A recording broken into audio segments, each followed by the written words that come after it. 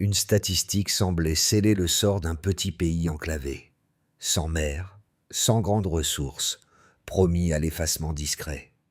Un second chiffre, pourtant, venait contredire ce verdict.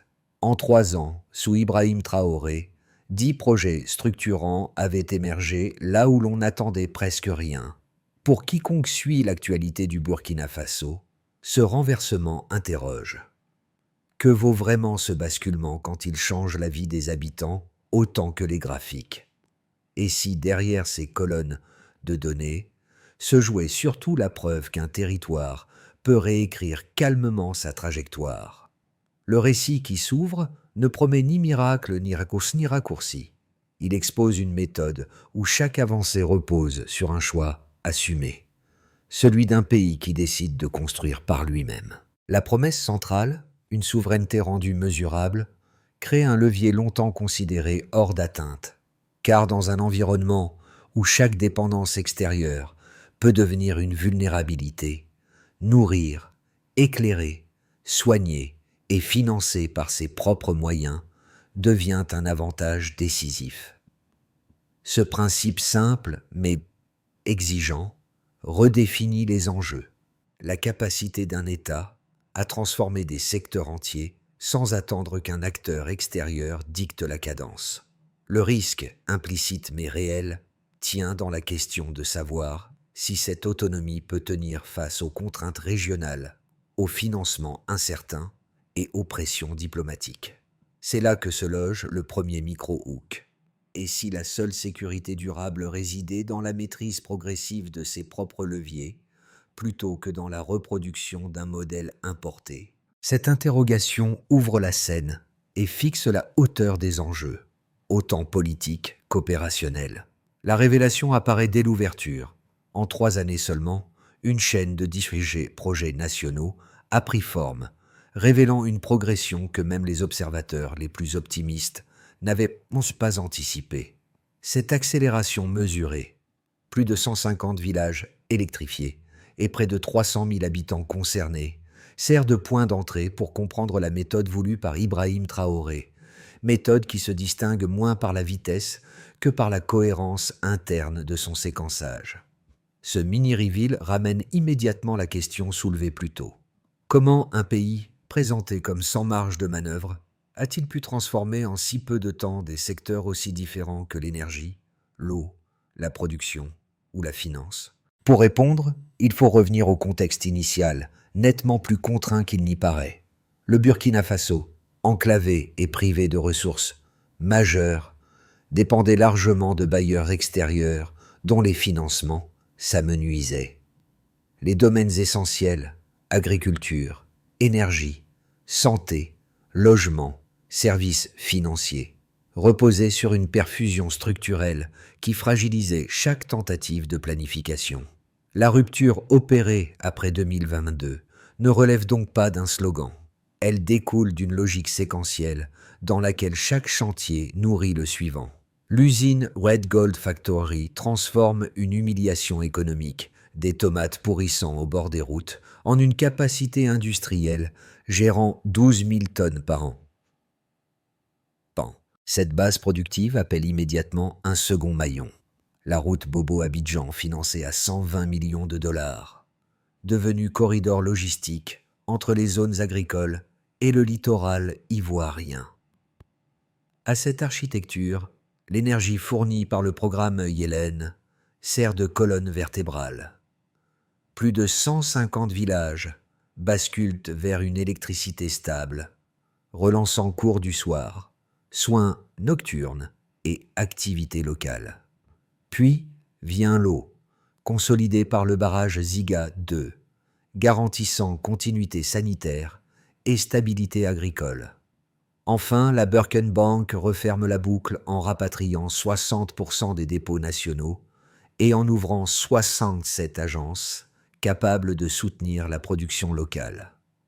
Ce contexte reconstitué éclaire le mécanisme. Rien n'est juxtaposé, tout est enchaîné, et c'est cet agencement méthodique qui permet de lire la stratégie du pays sous un nouvel angle. Pour saisir ce que produit concrètement la méthode d'Ibrahim Traoré, 2 trajectoires ordinaires suffisent à éclairer ce basculement. La première est celle de Mariam, ouvrière de la Red Gold Factory, longtemps prise dans un cycle absurde où sa récolte de tomates se décomposait sous le soleil tandis que les produits importés revenaient 3 fois plus chers. Désormais, elle presse les mêmes tomates qu'elle cultivait jadis sans perspective, signe des boîtes Made in Burkina Faso, et voit son revenu stabilisé grâce à un contrat agricole durable. Ce geste quotidien, simple, mécanique, répété, incarne une bascule silencieuse, passer d'une économie d'attente à une économie d'action. Le second repère se situe dans un village électrifié par le programme Yellen. Un jeune instituteur y raconte la reprise spontanée des cours du soir, disparus depuis des années, faute de lumière. Les lampes solaires installées par des techniciens locaux n'ont pas seulement éclairé une salle, elles ont restauré une continuité scolaire, ravivé la confiance des parents et consolidé la motivation des enfants. La lumière devient alors un multiplicateur d'effets, capable de transformer des habitudes communautaires bien au-delà du simple accès énergétique. Ces 2 microcas, distincts mais cohérents, montrent comment industrie, énergie et formation se combinent pour modifier d'abord des trajectoires individuelles, avant même d'infléchir les indicateurs nationaux. À chaque fois, le motif est identique.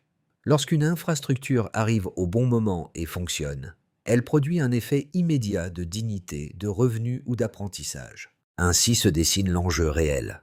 Comprendre que la transformation d'un pays ne commence pas par les chiffres, mais par les vies qui s'ajustent à un nouveau rythme. Avant 2022, tout semblait figé.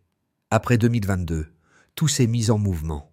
Ce contraste immédiat ouvre la séquence voulue par Ibrahim Traoré, une séquence construite comme un enchaînement sans rupture, où chaque étape déclenche la suivante. Rien n'y est décoratif. Chaque geste répond à une faille structurelle mise à nu depuis des années. Pour comprendre cette mécanique, il faut suivre le fil déclencheur, sommet, retombée, qui organise toute la progression. Le déclencheur apparaît sous la forme d'une humiliation économique simple et brutale. Des tonnes de tomates pourrissant sous le soleil, pendant que les boîtes importées, produites à l'étranger, revenaient 3 fois plus cher. Ce décalage n'était pas qu'une aberration commerciale, il exposait la dépendance structurelle d'un pays condamné à perdre la valeur de ce qu'il produisait. Ibrahim Traoré transforme cette humiliation en point de départ. Il impose un geste clair, produire localement, maîtriser la chaîne, redonner valeur à ce qui pousse sur le sol national. Le sommet de cette première séquence est l'apparition de la Red Gold Factory. 8 millions de dollars investis, 150 emplois directs créés, 12 000 tonnes de tomates transformées chaque année. Ce n'est pas seulement une usine, c'est un acte fondateur. Le pays passe du gaspillage à la valorisation. Le signal est clair, la production locale peut exister, et surtout tenir. Mais produire ne suffit pas. Sans route, la production reste prisonnière. La deuxième impulsion frappe alors le point logistique. La route Bobobo-Abidjan, financée à 120 millions de dollars, devient corridor vital entre les zones agricoles et le littoral ivoirien. Elle relie, allège les coûts, libère les villages enclavés, les camions circulent, les prix agricoles respirent. Les pertes post-récolte reculent. La circulation devient la seconde fondation. L'énergie arrive ensuite comme colonne vertébrale. Le programme Yellen électrifie plus de 150 villages, 300 000 habitants. 100 000 habitants sortent de l'obscurité. Les écoles reprennent que les cours du soir. Les hôpitaux abandonnent les lampes de poche. La continuité électrique, longtemps vue comme un luxe, devient un droit opérationnel. C'est le moment où les infrastructures cessent d'être des objets techniques pour devenir des conditions de vie. Puis vient l'eau. Le barrage Ziga 2 stocke plus de 40 millions de mètres. Irrigue, alimente, stabilise. Les maladies hydriques reculent. Les rendements agricoles reprennent. Dans une capitale longtemps dépendante d'un approvisionnement fragile, l'eau cesse d'être une menace pour devenir un actif stratégique. La finance referme la boucle. La Birken Bank ouvre 67 agences, accorde 15 000 microcrédits, rapatrie 60% des dépôts nationaux. L'argent du Burkina Faso recommence à travailler pour le Burkina Faso. Pour la première fois, la liquidité interne alimente les PME, au lieu de financer des institutions étrangères. Les retombées apparaissent rapidement. Les revenus agricoles augmentent d'environ 40%. Les PME émergent grâce au microcrédit. Les coûts de transport baissent de moitié. Les écoles fonctionnent en double horaire. Les villages voient la nuit reculer. La production nationale remplace des importations coûteuses. Cette séquence compose un récit où les événements ne sont plus isolés, mais connectés comme des maillons d'une matrice cohérente. Ce n'est pas spectaculaire, c'est continu, reproductible et mesurable. La progression la plus lisible du modèle porté par Ibrahim Traoré s'exprime dans 3 blocs chiffrés, dont l'enchaînement révèle une logique interne. L'énergie qui crée l'activité, l'eau qui stabilise la santé et l'agriculture, et la finance qui sécurise la production. Cette architecture chiffrée n'est pas un embellissement narratif. Elle constitue la base d'une stratégie où chaque pourcentage, une fois mesuré, revient dans la boucle opérationnelle et oriente la décision suivante. Premier bloc, l'énergie. Avant l'arrivée d'Ibrahim Traoré, moins de 15% des villages du Burkina Faso bénéficiaient d'une électricité permanente. 3 ans plus tard, ce taux dépasse 48%, un delta qui illustre l'ampleur du basculement. Cette progression n'est pas seulement un chiffre, elle sert de point d'appui pour comprendre comment fonctionne la mécanique nationale.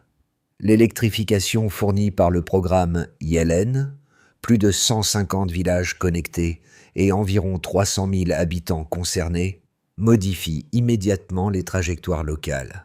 Dans les écoles, la reprise des cours du soir montre un mécanisme simple. La lumière rallonge le temps utile et améliore la capacité d'apprendre. Dans les hôpitaux, la disparition des lampes de poche rétablit une continuité de soins nocturnes qui réduit les interruptions critiques. L'électricité devient ainsi un multiplicateur d'activité, un levier qui transforme les usages avant même de transformer les statistiques macroéconomiques. Deuxième bloc, l'eau. Le barrage Ziga 2 stocke plus de 40 millions de mètres cubes destinés à 600 000 personnes. Ce volume, qui peut sembler purement technique, modifie concrètement la santé publique et la production agricole. Là où l'accès à l'eau potable n'atteignait qu'un quart des foyers, les nouveaux réseaux poussent désormais ce taux vers 70%. Chaque point gagné a un effet direct. La baisse des maladies hydriques réduit les dépenses médicales des ménages, les rendements agricoles saisonniers progressent. La continuité scolaire se stabilise, même en saison sèche. L'eau cesse d'être une vulnérabilité et devient un actif maîtrisé, capable d'absorber les chocs climatiques. Ce bloc montre une logique récurrente. Transformer une faiblesse structurelle en ressources stratégiques. Troisième bloc, la finance. La Burkenbank ouvre 67 agences locales, accorde 15 000 microcrédits et rapatrie 160% des dépôts nationaux longtemps immobilisés à l'étranger. Chaque microcrédit fonctionne comme une impulsion économique. Il permet à une famille d'investir dans un commerce, une parcelle, un atelier, sans dépendre de capitaux extérieurs souvent inadaptés aux réalités locales. En parallèle, les dépôts rapatriés créent une liquidité interne inédite. Pour la première fois depuis des décennies, l'argent produit localement travaille localement. Les PE obtiennent des financements sans passer par des intermédiaires étrangers dont les exigences contredisaient parfois les besoins du terrain. Ce bloc financier ferme la boucle. Énergie, eau. Financement compose une matrice d'autonomie reproductible. Pris ensemble, ces 3 blocs montrent une cohérence rare dans un contexte aussi contraint. Ils témoignent d'un principe central du modèle voulu par Ibrahim Traoré. Produire, mesurer, comparer, corriger. Aucun chiffre n'est isolé. Chaque avancée revient dans le système sous forme d'ajustement. C'est cette discipline, presque plus que les infrastructures, qui explique la stabilité du modèle. 2 critiques principales structurent souvent le débat autour de la trajectoire récente du Burkina Faso. La première insiste sur un risque diplomatique majeur. En réduisant l'aide extérieure de moitié, le pays se priverait d'un oxygène financier indispensable. Selon cette logique, aucune nation enclavée, dépourvue de ressources majeures et dépendante d'infrastructures coûteuses, ne pourrait soutenir seule son appareil productif. L'isolement conduirait mécaniquement à l'asphyxie budgétaire, puis au ralentissement des services publics essentiels. La seconde thèse, plus économique, avance que la souveraineté prônée depuis 2022 reste fragile. Elle estime que la production locale demeure insuffisante pour remplacer les importations, que les recettes rurales ne peuvent que compenser le retrait des acteurs internationaux et que le moindre choc externe, climatique, sanitaire ou financier, pourrait déstabiliser l'ensemble du dispositif. Dans ce raisonnement, l'autonomie ne serait pas une stratégie durable, mais une parenthèse vouée à s'effriter. Ces arguments possèdent une cohérence interne et méritent donc d'être présentés dans leur meilleure version. Pourtant, ils se heurtent à trois faits documentés dans les projets réalisés depuis l'arrivée d'Ibrahim Traoré. Premièrement, la réduction de l'aide extérieure n'a pas provoqué l'effondrement annoncé. Au contraire, les recettes agricoles ont doublé grâce à l'industrialisation locale. Les tomates, autrefois perdues, sont désormais transformées en 12 000 tonnes par an par la Red Gold Factory, stabilisant des milliers de contrats agricoles. La perte de valeur s'est muée en production maîtrisée. Deuxièmement, la supposée fragilité financière a été contrebalancée par un mouvement inverse. 60% des dépôts nationaux ont été rapatriés dans les agences de la Birken Bank. Cette liquidité interne nouvelle alimente les microcrédits, 15 000 déjà distribués, et soutient les PME qui, jusque-là, dépendaient de capitaux extérieurs. Troisièmement, la crainte logistique ne s'est pas vérifiée. La route Bobo-Abidjan, financée à 120 millions de dollars, a ouvert un corridor régional que les partenaires voisins eux-mêmes commencent à utiliser, renforçant l'intégration au lieu de l'affaiblir. Ainsi, les critiques ne disparaissent pas, elles s'affinent. Elles décrivent un risque réel, mais contesté par des résultats mesurés, organisés dans une cohérence que peu anticipaient. Un pivot discret apparaît ici. Jusqu'à présent, le récit semblait dominé par les infrastructures, routes, énergie, eau, finances. Pourtant, le basculement réel ne se situe pas dans les chantiers, mais dans la manière dont les communautés s'en saisissent. Sous l'impulsion d'Ibrahim Traoré, le pays passe d'une logique d'attente à une logique d'action, et ce glissement, presque invisible au début, devient le véritable midpoint du modèle. Dans les villages électrifiés par Yellen, les habitants organisent eux-mêmes la maintenance des installations. Dans les ateliers de la Red Gold Factory, les ouvrières transmettent aux nouvelles recrues des gestes qu'elles maîtrisaient à peine un an plus tôt. Dans les écoles, les instituteurs prolongent les cours du soir sans attendre de directives, guidés par l'évidence que la lumière disponible doit servir. Chaque geste répété fabrique une discipline collective nouvelle. L'autonomie cesse d'être une politique abstraite et devient un réflexe partagé. Cette appropriation, diffuse mais constante, qui change l'échelle du modèle. Voici la révélation mi-parcours. Lorsqu'une population assume elle-même la continuité d'un service, l'État n'a plus besoin de porter seul la charge de la transformation. Les effets visibles des transformations initiées sous Ibrahim Traoré ne se lisent pas uniquement dans les infrastructures achevées, mais surtout dans la vie quotidienne de 4 groupes clés dont les trajectoires ont changé de manière tangible. Ces impacts, propres à chacun mais cohérents dans leur dynamique, montrent comment un système pensé pour être reproductible finit par remodeler l'économie, les usages et les attentes. Du côté des ménages ruraux, dans les villages longtemps plongés dans l'obscurité, l'électrification issue du programme Yellen a d'abord réduit la dépense énergétique des foyers, autrefois absorbée par les lampes à pétrole.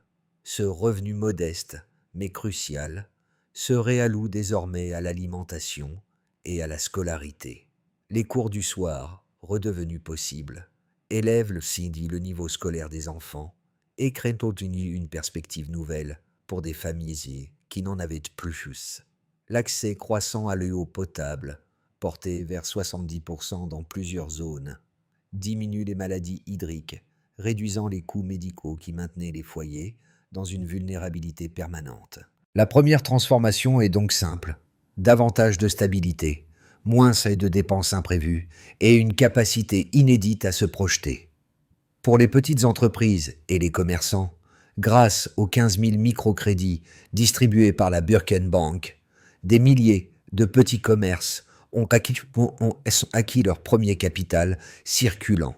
Les dépôts rapatriés, plus de 60%, ont renforcé la liquidité nationale, permettant aux PME d'investir sans dépendre de bailleurs extérieurs. Les coûts de transport, réduits de moitié grâce aux axes routiers terminés, augmentent les marges dans l'agriculture, la distribution et l'artisanat. Pour la première fois depuis longtemps, ces entreprises évoluent dans un écosystème financier aligné sur leurs besoins réels, sans filtre ni intermédiaire. Pour les producteurs agricoles, la Red Gold Factory transforme désormais 12 000 tonnes de tomates par an, mettant fin à une perte structurelle qui détruisait les revenus saisonniers de milliers de producteurs. Les revenus agricoles augmentent d'environ 40%, stabilisant plus de 20 000 familles impliquées dans les coopératives. Les routes nouvelles fluidifient l'acheminement des récoltes, réduisent les pertes post-récolte et améliorent les prix dans les zones rurales. Le eau disponible grâce au barrage Ziga 2 irrigue des centaines d'hectares, permettant une activité moins dépendante des cycles climatiques. Les producteurs, autrefois prisonniers des aléas, gagnent une marge de manœuvre nouvelle. Dans les régions du Sahel, dans les plaines de Kouougou et d'autres zones sahéliennes, la lumière apportée par Yellen marque un changement autant symbolique que matériel. La nuit recule pour la première fois depuis des décennies. Les écoles fonctionnant en double horaire renforcent la formation locale. Les délégations du Mali, du Niger ou de la Guinée observent désormais l'expérience burkinabé, créant un corridor d'influence fondé non sur la rhétorique, mais sur l'exemple concret. Le Sahel cesse peu à peu d'être un espace passif et devient un laboratoire régional. Pris ensemble, ces 4 groupes montrent une cohérence. Énergie, eau, finances et infrastructures ne s'additionnent pas, elles se combinent.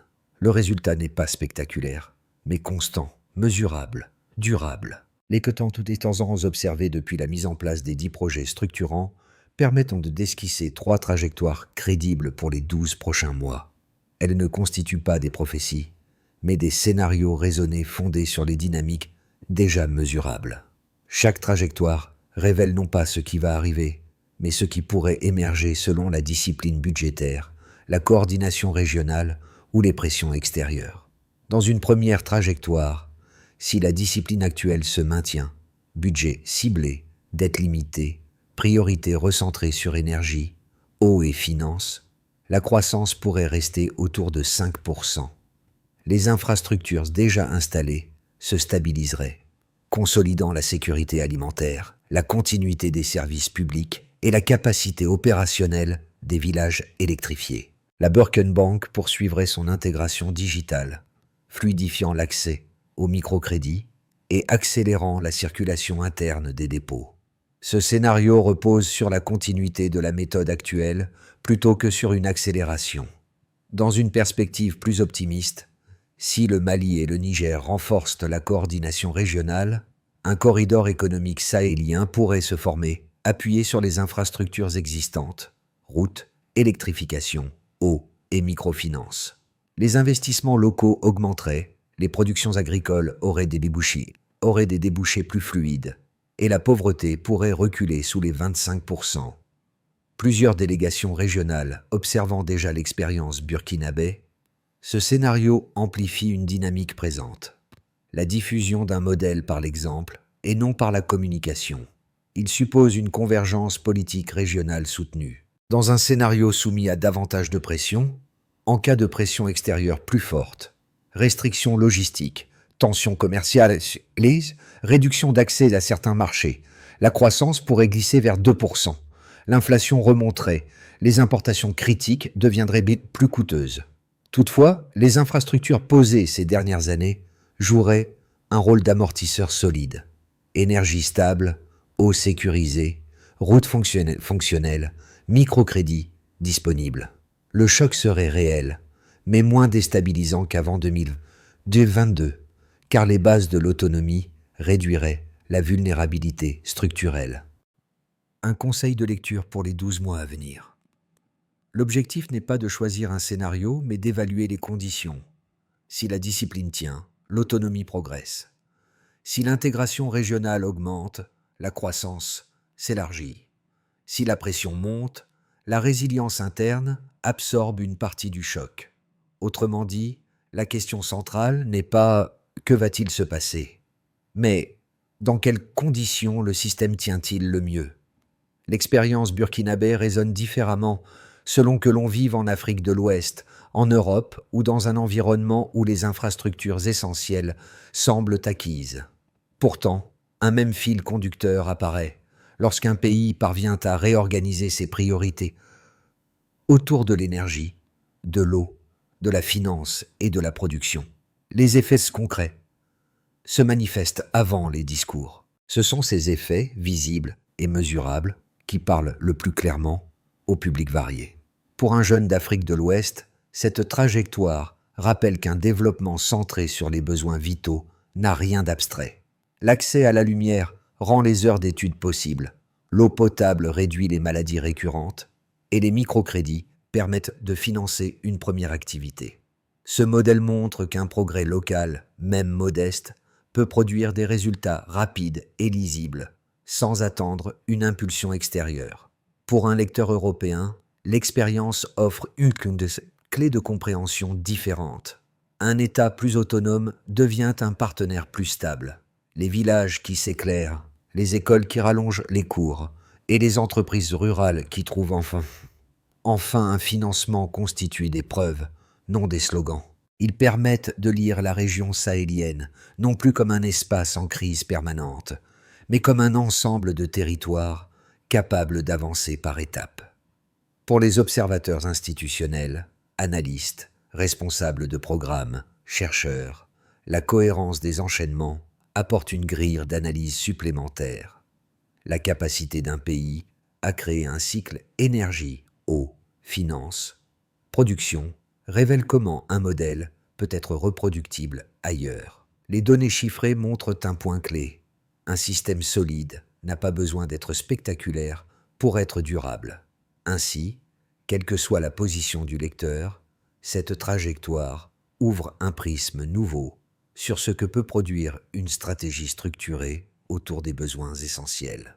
La méthode mise en place, sous l'impulsion d'Ibrahim Traoré, peut être résumée en une feuille de route reproductible, structurée autour de 5 étapes simples mais mesurables. Ce cadre n'a rien de théorique. Il décrit la manière dont les projets existants ont été conçus, reliés, évalués, puis ajustés. Chaque étape s'appuie sur un indicateur concret afin que la progression ne dépende ni d'un récit politique ni d'une projection ambitieuse, mais d'une observation régulière.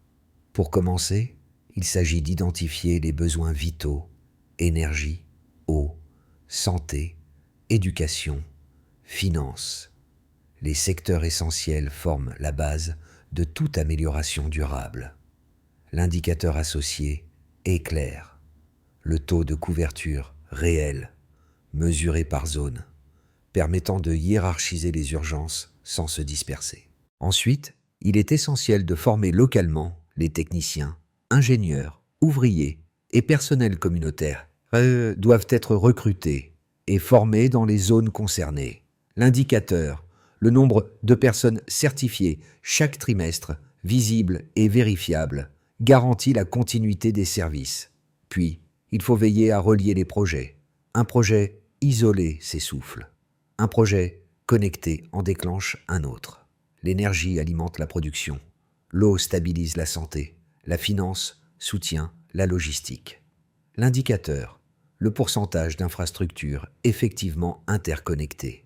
Il devient alors nécessaire de mesurer et corriger. Une évaluation trimestrielle permet d'ajuster sans attendre. L'indicateur, le nombre de corrections réellement appliquées après chaque bilan, preuve d'une discipline opérationnelle. Enfin, il s'agit d'étendre par l'exemple. Une fois un service fonctionnel, il doit être montré, documenté, visité. L'indicateur, le nombre de projets répliqués dans d'autres zones ou pays voisins, signe que le modèle dépasse son lieu d'origine. Ainsi se compose une trajectoire lisible, avancée par étapes mesurables plutôt que par annonces. À la fin du récit, ce ne sont ni les chiffres ni les infrastructures qui demeurent, mais les visages qui ont traversé ces transformations. Celui de Mariam, par exemple, ancienne productrice contrainte de regarder ses tomates se perdre au bord de la route, devenue ouvrière capable de signer des boîtes qu'elle fabrique elle-même. Ce geste répété, dans l'atelier de la Red Gold Factory, résume mieux qu'un long discours la transition voulue sous Ibrahim Traoré, passer de la perte à la maîtrise, de l'attente à l'action. Dans un village électrifié par Yellen, la même lumière éclaire les devoirs du soir et les réunions où les habitants décident des réparations à entreprendre. Ce lieu, simple et modeste, incarne une autre facette du basculement, la capacité d'une communauté à maintenir un service sans attendre un signal venu d'ailleurs. La lumière n'est plus un événement rare, elle devient une habitude, une continuité, un outil partagé. Tout converge vers une idée centrale. Les infrastructures ne sont que des supports.